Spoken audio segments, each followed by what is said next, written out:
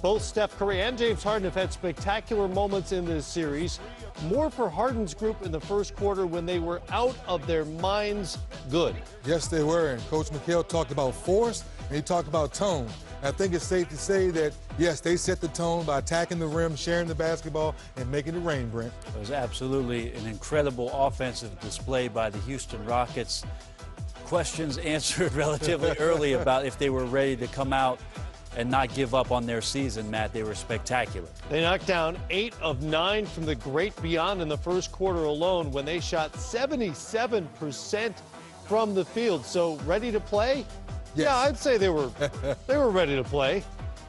We're showing you each and every one of their 17 made buckets in the first quarter. They had 45 points, most in any quarter this season, and the most the Warriors have given up all season. Not surprisingly, Steve Kerr wasn't all that happy. Steve, the most troubling aspect of that first 12 minutes? Oh, I thought it went well. Okay, the threes, obviously a problem, something you've guarded well to this point. Priorities defensively? They have 45 points in 12 minutes, and we got a lot of problems. That's a fair summary of Yes. what happened in the first quarter from Steve Kerr. Even when things aren't going well, you get a lot of the dry humor. And you don't see that look on Steve Kerr's face. Not very often. At least this year. That look was about to change to one of serious concern for Steph Curry's well-being, let alone his ability to play in this game, because Curry topples over Trevor Ariza as Ariza stops at the rim. Curry just trying to get back and play defense. In so many ways, he could have seriously hurt himself, starting with the wrist. He landed on both shoulders and eventually, most troublingly, on the head as well. He was down for quite a while as the medical staff attended to him. The good news here is eventually Curry was able to walk off under his own power. Mom, Dad, obviously very concerned, but Curry left for the locker room and eventually was away from the floor for 53 minutes of real time.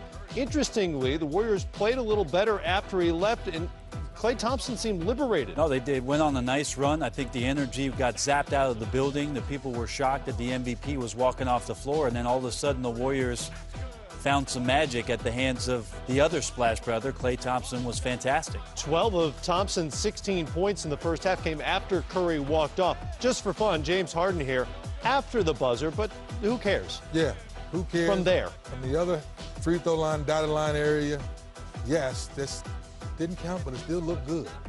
Meanwhile, the Warriors finished the half 23-14 after Curry left the game, and things were tight at a 10-point margin. Third quarter, Dwight Howard, Andrew Bogut, two physical guys get tangled up. Howard reaches back and whacks Bogut in the face. It was reviewed and called a flagrant one. More on that play coming up. But here he comes. Willis Reed-like. Curry up and down the hallway, tells the folks, I'm okay, and he's back in the game. Yeah, Mom's not believing it, but Steph's going to step back out there to try to help out his teammates. It was That's why Mom didn't believe it. well, 78-69, and you were everybody watching, you know, especially the Warrior coaching staff. And Steph misses it, airballs a three, gets blocked there, threw a couple errant passes, and James Harden kept going to work. And actually, Houston did a great job of closing out that third quarter. A couple of shaky moments. He missed the 3 shots he took in the third quarter after returning, but here we go. He is Steph Curry, after all. Finished with 23 on the night as he knocks down the 3. Hit 4 of 11 shots after he returned to the game, but James Harden had answers all night long. All night long, that last play, Draymond set a screen on his own man. Yes, he right? did. It's like, James Harden, you don't do that to me, I'll take it. But you hit it around the head, Matt. Aggressive all night long, James Harden. Part of a 10-0 run there as they retook control of this game. Harden dealing a postseason career high, 45 on the night, 7 of 11 from three-point range. He had as many makes in this game as he had misses in Game 3, 13 to be exact.